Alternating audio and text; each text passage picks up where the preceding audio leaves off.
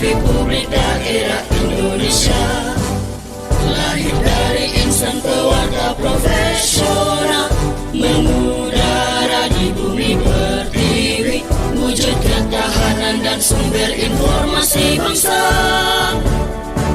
Persada ID eratkan persatuan bangsa Indonesia, kukuhkan semangat kebersamaan negeri, bangun daerah kuat Indonesia tangguh, teguhkan komitmen jati diri bangsa. Persada ID, Persada ID, mencerdaskan kehidupan bangsa.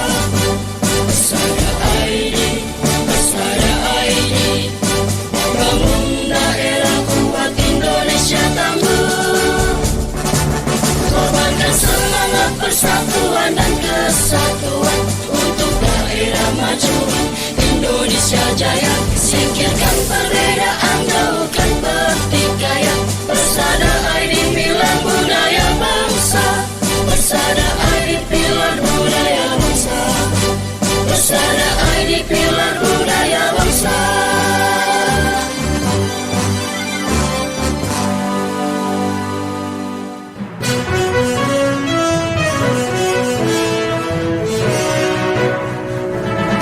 Disiarkan serentak oleh jejaring radio publik daerah seluruh Indonesia, Lembaga Penyiaran Publik Lokal LPPL Indonesia, anggota Indonesia Persada ID. Berita Indonesia Live merangkum berita-berita teraktual dari berbagai daerah di tanah air, ekonomi, politik, pemerintahan, sosial, pariwisata, dan budaya. Bisa Anda simak setiap Senin hingga Jumat jam 9 pagi dan jam 2 sore waktu Indonesia Barat, jam 10 pagi dan jam 5 sore waktu Indonesia Tengah, jam 11 siang dan jam 6 sore waktu Indonesia Timur. Persembahan Persatuan Radio TV Publik Daerah seluruh Indonesia, Indonesia Persada ID, untuk menyiarkan baik. Assalamualaikum, selamat siang pendengar berita Indonesia Live. Untuk edisi hari ini senang sekali saya Tika Amsar dari Radio Suara Sidoarjo sebagai host dan juga menemani Anda co-host Radio Gagak Rimang FM Blora Jawa Tengah. Berita Indonesia Live yang juga disiarkan serentak di seluruh jejaring lembaga penyiaran publik lokal pemerintah kabupaten kota di seluruh Indonesia yang tergabung dalam Indonesia Persada ID.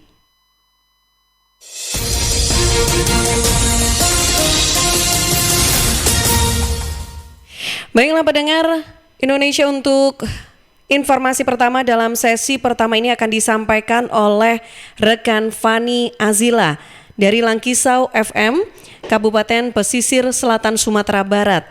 Putus mata rantai COVID-19, RSUD M. Zain Painan tutup sementara pelayanan rawat jalan. Selengkapnya kita akan simak laporan Fani Azila. Fani, silakan.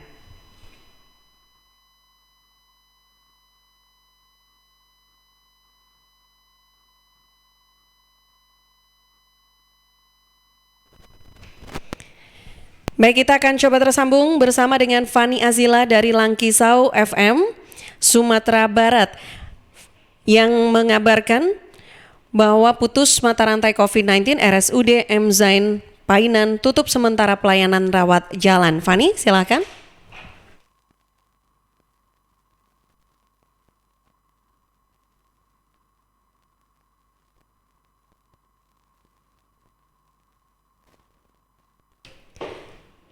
Ya, dan ya, kita akan coba untuk segera bisa tersambung juga bersama dengan Fani Azila dari Langkisau FM Kabupaten Pesisir Selatan Sumatera Barat yang akan menjadi yang akan mengabarkan terkait dengan putus rantai COVID-19 RSUD M. Zain Painan tutup sementara pelayanan rawat jalan. Selengkapnya nanti kita akan simak laporan Fani Azila. Fani, silakan dengan laporannya.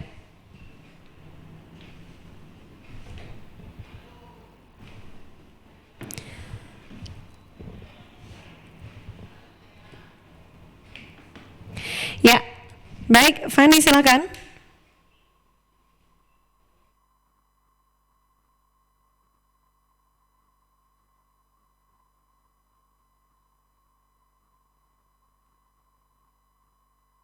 Silakan Fani.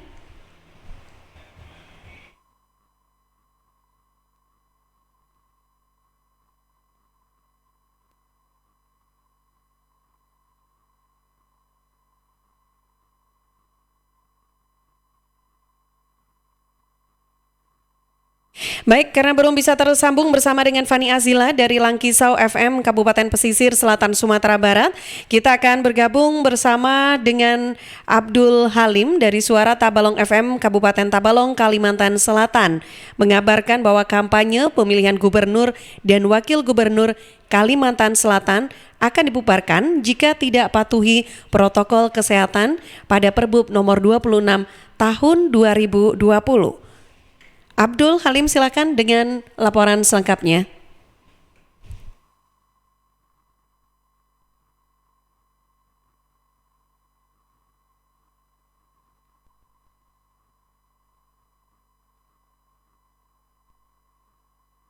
Ya, kita akan tersambung bersama dengan Abdul Halim. Abdul, silakan dengan laporan selengkapnya.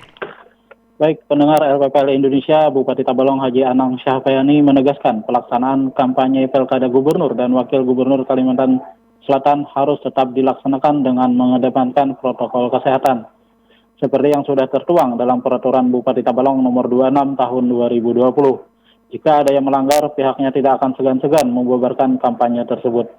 Hal tersebut disampaikan Bupati Tabalong Anang Syahpayani saat memberikan arahan pada deklarasi damai dan pembacaan ikrar bersama penerapan protokol kesehatan menghadapi pemilihan gubernur dan wakil gubernur Kalimantan Selatan tahun 2020 di halaman kantor KPU Tabalong Kamis yang lalu.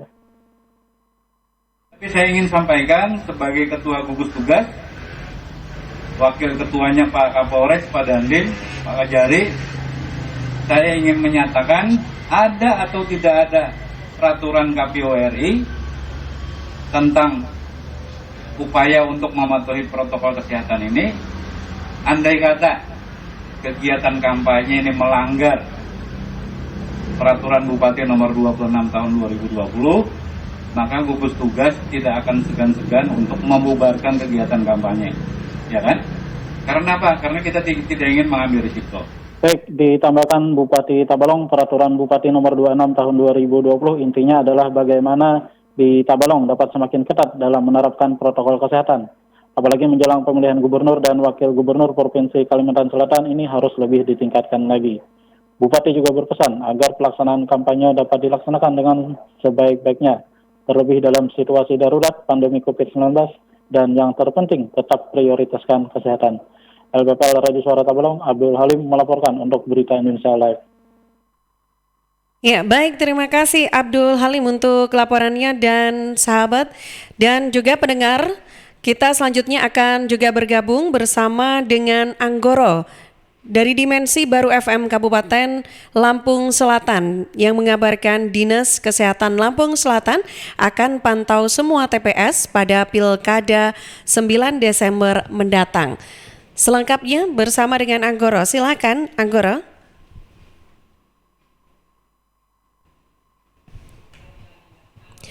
Ya, Anggoro, silakan dengan laporan selengkapnya.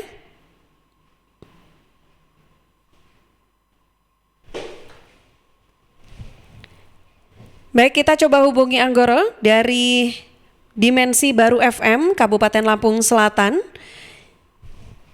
yang mengabarkan bahwa Dinas Kesehatan Lampung Selatan akan pantau semua TPS pada Pilkada 9 Desember mendatang. Anggoro, silakan.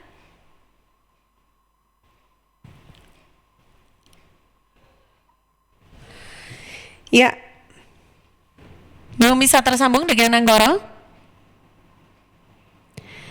Baik, kita coba untuk hubungi terlebih dahulu Anggoro dan mendengar Berita Indonesia Live. Nanti kita juga akan update kabar dari kota kabupaten lainnya yang ada di seluruh Indonesia yang tergabung dalam Indonesia Persada ID. Dan di sesi pertama ini kita juga akan coba hubungi kembali Anggoro dari Dimensi Baru FM Kabupaten Lampung Selatan terkait dengan Dinas Kesehatan Lampung Selatan yang akan pantau semua TPS pada Pilkada 9 Desember mendatang. Anggoro, silakan dengan laporan selengkapnya. Ya, mendengar LPPL Indonesia, pemilihan kepala daerah Pilkada serentak 2020 di tengah pandemi COVID-19 menjadi dilema. Di satu sisi, isu kesehatan dan penularan virus corona masih harus dicermati. Di sisi lain, pilkada juga tidak memungkinkan untuk ditunda. Begitu juga dengan Kabupaten Lampung Selatan akan menggelar pilkada di tengah pandemi 9 Desember mendatang. Untuk itulah, Dinas Kesehatan Lampung Selatan akan memantau semua TPS agar tidak tercipta klaster baru pilkada 2020 ini. Menurut Kepala Bidang Pelayanan Kesehatan Dinas Kesehatan Lampung Selatan, Dr. Diah Anjarini, dalam penerapan protokol kesehatan, para petugas tempat pemungutan suara harus menjalani tes non-reaktif terlebih dahulu dan mengenakan alat pelindung diri APD.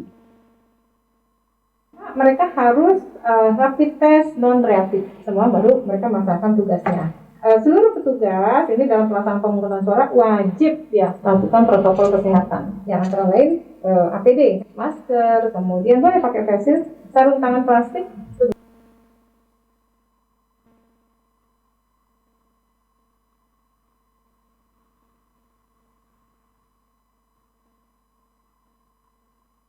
Akhirnya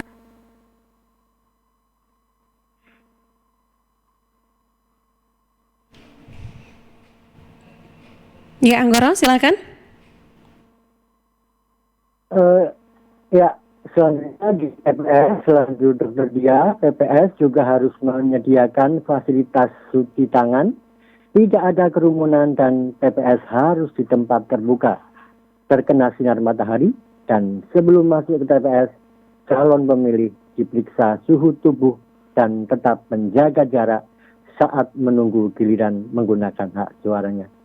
Di BFM Radio, Anggoro AP melaporkan untuk Berita Indonesia Live.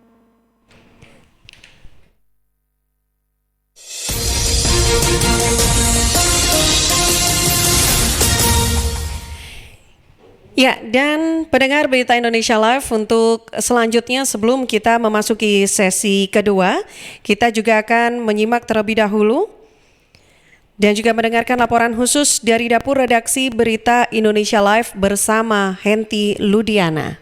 Henti, silakan.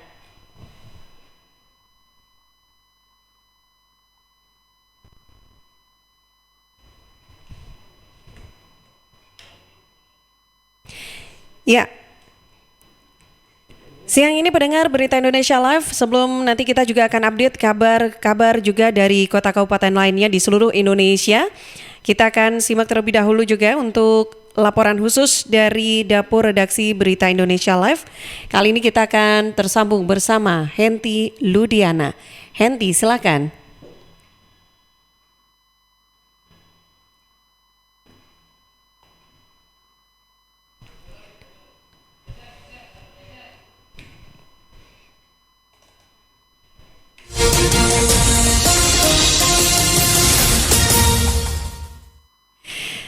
Baiklah pendengar Berita Indonesia Live di sesi kedua. Kali ini kita akan juga update kabar dari Reza dari Suara Daksi Narga FM Kabupaten Gunung Kidul, Daerah Istimewa Yogyakarta.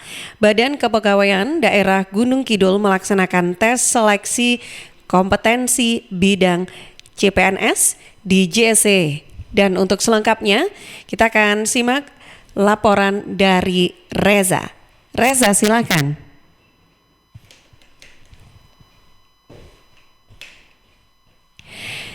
Ya, laporan selanjutnya yakni dari Reza dari Suara Daksi Narga FM Kabupaten Gunung Kidul, Daerah Istimewa Yogyakarta.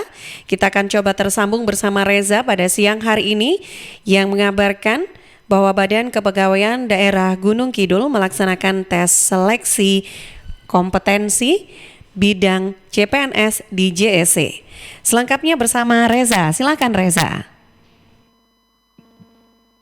Baik, terima kasih pendengar LPPL seluruh Indonesia. Badan Kepegawaian Daerah Kabupaten Gunung Kidul melaksanakan seleksi kompetensi bidang atau SKB calon pegawai negeri sipil CPNS Tahun Formasi 2019 di Gedung Jogja Expo Center Yogyakarta pada hari Minggu tanggal 13 September 2020. Sebanyak 583 peserta tes terbagi menjadi 3 sesi dan yang dapat mengikuti tes hanya sejumlah 581 peserta. Dikarenakan satu orang tidak hadir karena telah diterima di institusi lain dan resmi mengundurkan diri, sedangkan satu orang tidak hadir karena alasan sedang melahirkan. Prosedur penyelenggaraan seleksi dengan metode CAT, Badan Kepegawaian Negara dengan protokol kesehatan pencegahan dan pengendalian COVID-19, proses kesehatan pencegahan dan pengendalian COVID-19. Proses penyelenggaraan tes KB ini dapat berjalan dengan lancar, tertib, aman, dan disiplin menerapkan protokol kesehatan dari awal peserta hadir, proses registrasi hingga pelaksanaan ujian sampai selesai tetap dengan protokol kesehatan, dan peserta juga wajib mengisi aplikasi pada Jogja PES. Selama proses seleksi ini tidak ada yang melakukan kontak fisik dengan panitia seleksi, sementara pada ujian ini panitia memang tidak memberikan fasilitas hasil tes melalui papan informasi untuk memberikan informasi kepada para peserta dengan mereka bisa mengakses di laman YouTube www.kanrek1bkn Yogyakarta. Hal tersebut diungkapkan oleh Ketua Pelaksana Penyelenggara Kepala Bidang Informasi Pengembang dan Data Pegawai Reni Linawati. Selanjutnya ada Sekretaris Daerah Insinyur Derajat Ruswandono MP saat memberikan pengarahan kepada seluruh peserta tes mengatakan bahwa penyelenggaraan ini murni, tidak ada manipulasi ataupun keterlibatan oknum dan untuk itu harapannya semua peserta dapat melaksanakan tes dengan memanfaatkan sebaik mungkin sehingga dapat memenuhi kelulusan sesuai harapan sebagai calon ASN. Demikian dari LPPL Radio Suara Deksinarga mengabarkan untuk Berita Indonesia Live.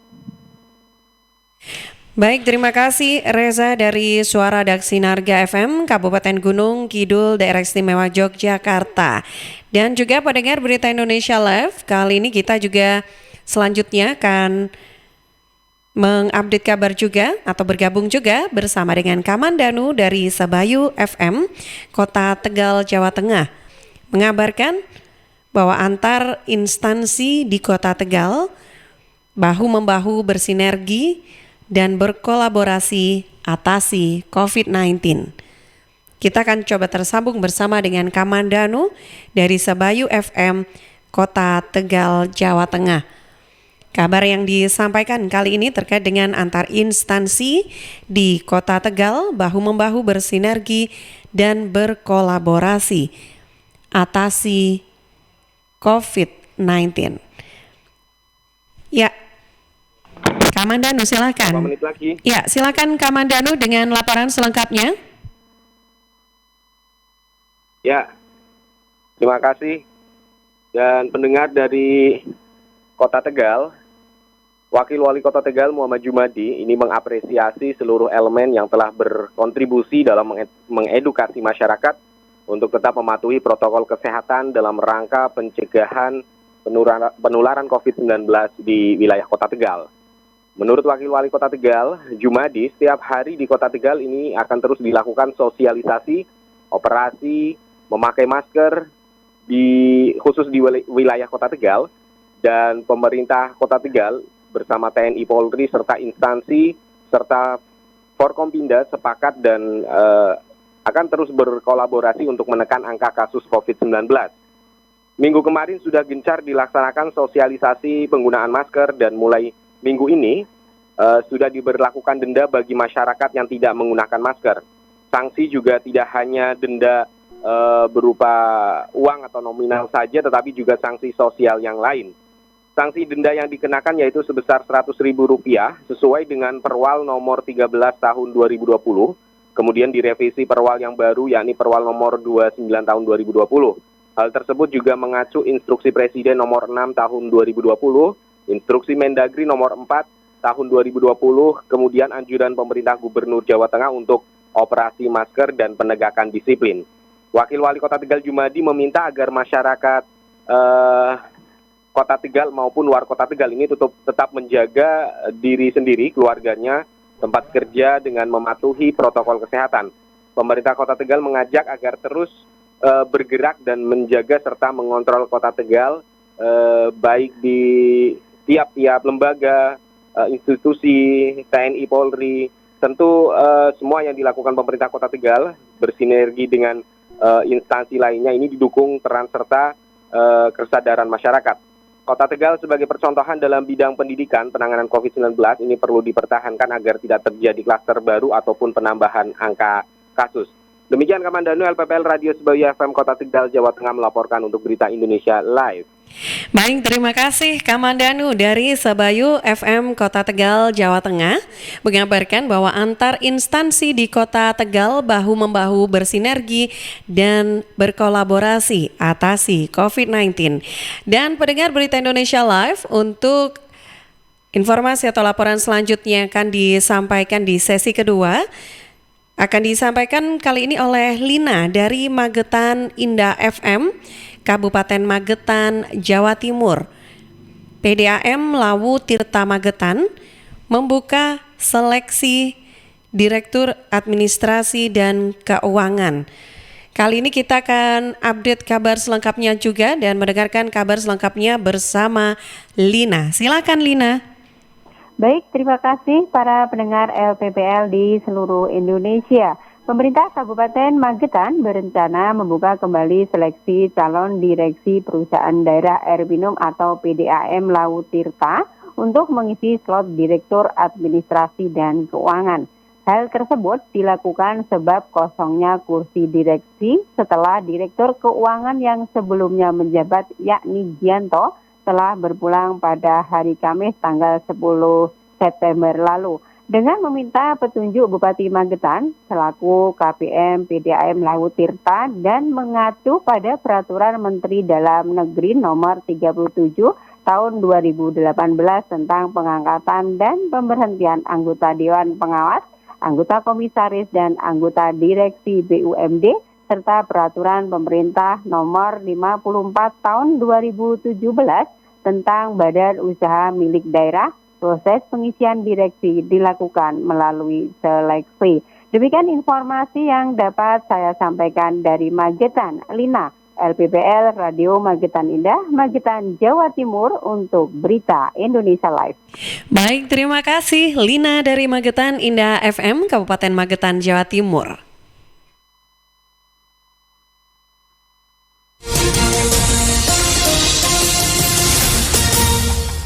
Baiklah pendengar Berita Indonesia Live, selanjutnya kita akan simak terlebih dahulu. Kali ini laporan khusus dari Dapur Redaksi Berita Indonesia Live. Kita akan simak bersama Henti Ludiana. Henti, silakan.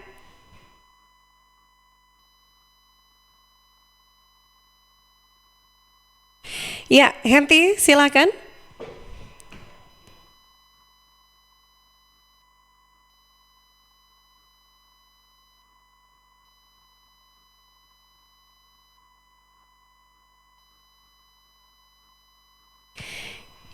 Ya, belum bisa terdengar suaranya Henti.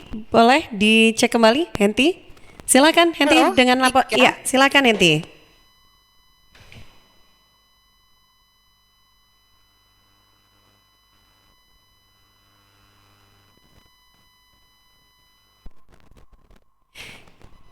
Ya.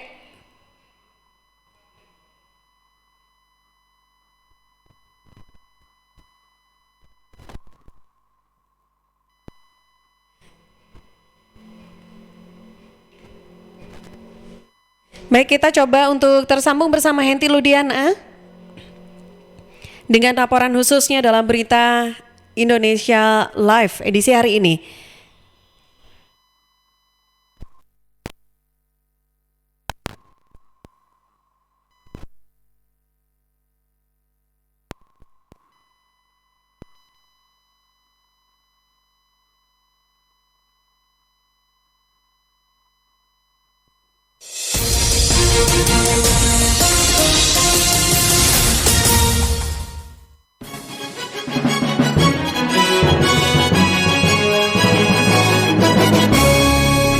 Berita Indonesia Live merangkum berita-berita teraktual dari berbagai penjuru tanah air, dikemas lugas, inspiratif, variatif, edukatif.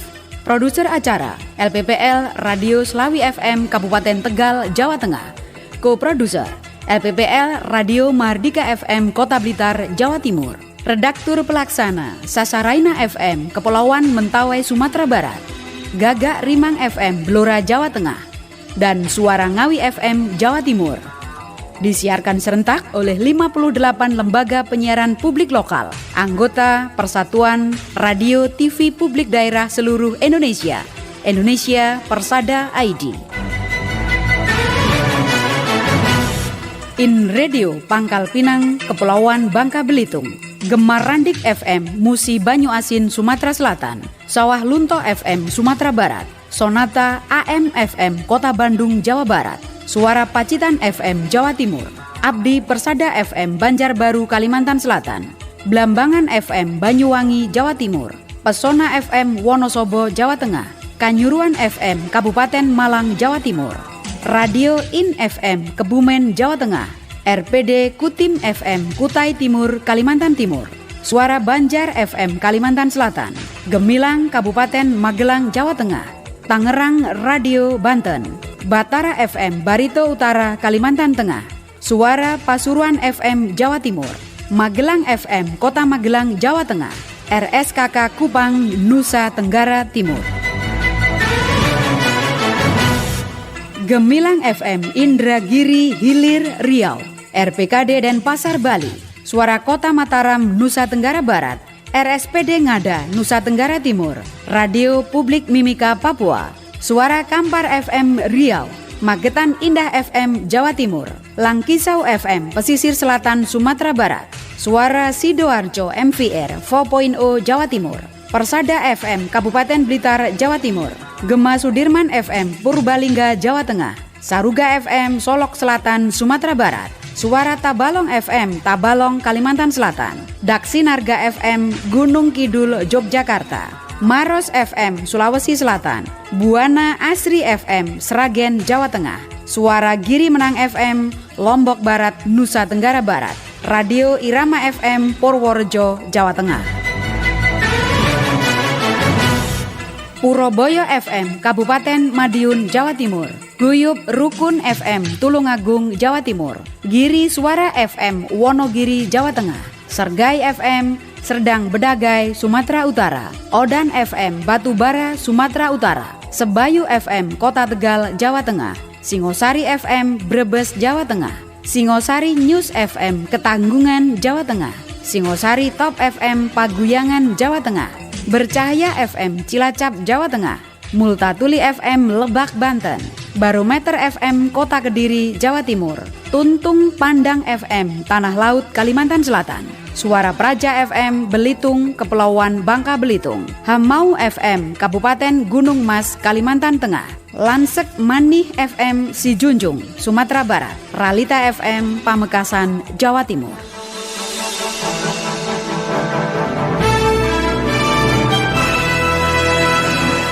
Berita Indonesia Live, lugas, inspiratif, variatif, edukatif. Persembahan Persatuan Radio TV Publik Daerah seluruh Indonesia, Indonesia Persada ID, untuk menyiarkan baik.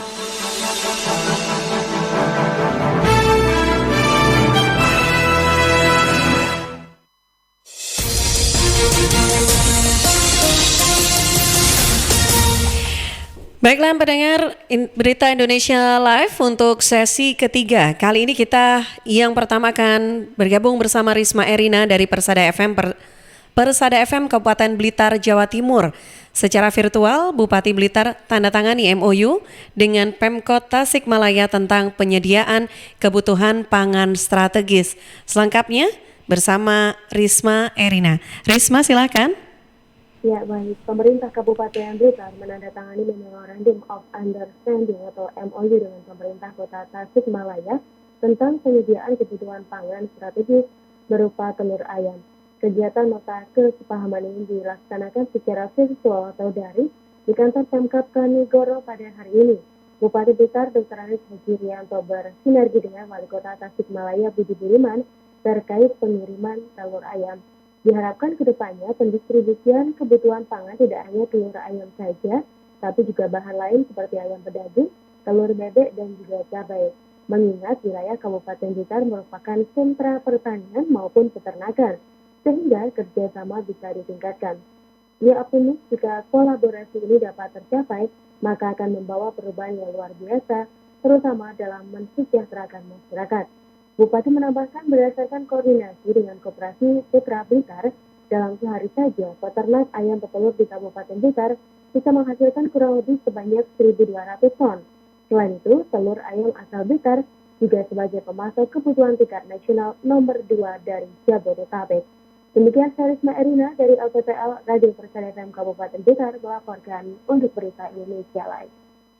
Baik, terima kasih Risma Erina dari Persada FM Kabupaten Blitar, Jawa Timur yang sudah mengabarkan bahwa secara virtual Bupati Blitar tanda tangani MOU dengan Pemkot Tasikmalaya tentang penyediaan kebutuhan pangan strategis. Dan selanjutnya di sesi ketiga, laporan kedua akan disampaikan oleh Zaki Maulana dari LPPL Gema Sudirman FM, Kabupaten Purbalingga, Jawa Tengah. Target PAD Kabupaten Purbalingga dari sektor retribusi pasar tahun ini diusulkan turun. Selengkapnya kita akan tersambung bersama dengan Zaki Maulana. Zaki, silahkan. Pendengar LPPL Indonesia, target pendapatan asli daerah PAD Kabupaten Purbalingga dari sektor retribusi pasar untuk tahun ini diusulkan turun. Hal itu dikarenakan pandemi COVID-19 yang saat ini masih berlangsung di Indonesia. Kepala Bidang Pasar pada Dinas Perindustrian dan Perdagangan Dinperindak Kabupaten Purbalingga, Bambang Suprihastono, kepada LPPL Gema Sudirman menjelaskan, pada anggaran perubahan tahun 2020 kali ini, target tersebut diturunkan dari 5 miliar rupiah lebih menjadi 3,6 miliar rupiah. Ia juga mengatakan Pemkab Purbalingga beberapa bulan yang lalu sempat memberikan keringanan retribusi berupa 2 bulan gratis retribusi dan juga 1 bulan diskon retribusi 50%. Selain itu, Bambang juga menyampaikan dari target yang diusulkan pada anggaran perubahan, beberapa sektor retribusi sudah memenuhi target hingga 60%. Oleh karenanya, dengan target yang telah diterapkan pada anggaran perubahan, ia yakin dapat terlampaui. Bambang menambahkan pada tahun 2021 mendatang, target PAD dari sektor retribusi pasar bakal dikembalikan seperti awal tahun ini. Ia juga mengatakan di tengah pandemi seperti sekarang, para pedagang pasar memang mengalami penurunan pendapatan. Bahkan beberapa waktu lalu, sekitar 30% pedagang kesulitan untuk berjualan. Demikian Zaki Maulana, LPPL Gema Sudirman, melaporkan untuk Berita Indonesia Live. Terima kasih Zaki Maulana dari LPPL Gema Sudirman FM, Kabupaten Purbalingga, Jawa Tengah. Target PAD Kabupaten Purbalingga dari sektor retribusi pasar tahun ini diusulkan turun. Dan pendengar Berita Indonesia Live, kabar terakhir di sesi ketiga dalam Berita Indonesia Live kali ini, kita akan bergabung bersama Yelmi Rustam dari Lansek Mani FM Kabupaten Sijunjung, Sumatera Barat.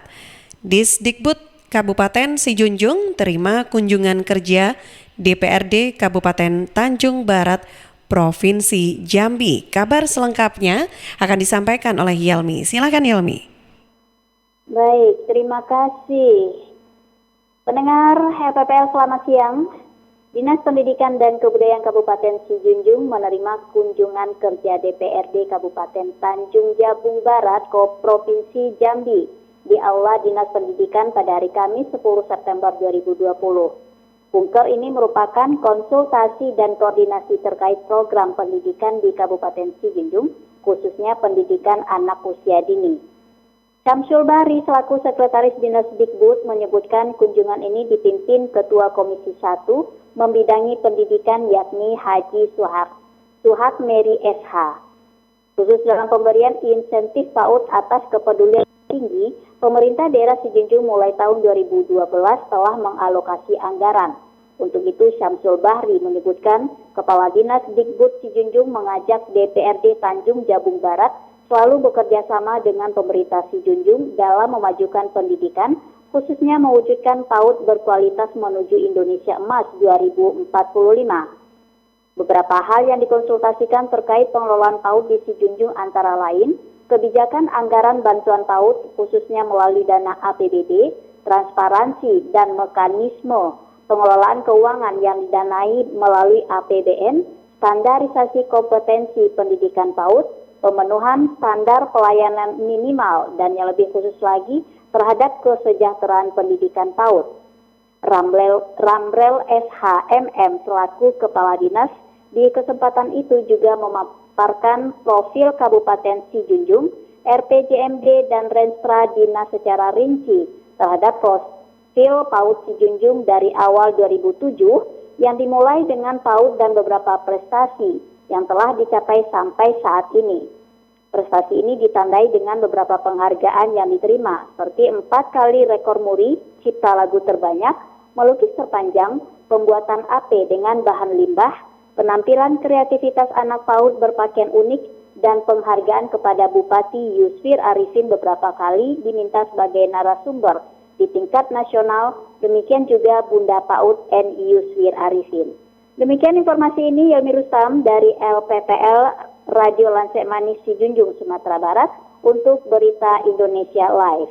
Terima kasih Yelmi Rustam dari Lansek Mani FM Kabupaten Sijunjung, Sumatera Barat yang telah mengabarkan, dan kita akan mengupdate kabar kali ini juga bersama dengan Fani Azila dari Langkisau FM Kabupaten Pesisir Selatan, Sumatera Barat mengabarkan bahwa putus mata rantai COVID-19 RSUD M. Zain Painan tutup sementara pelayanan rawat jalan. Selengkapnya bersama Fani Azila.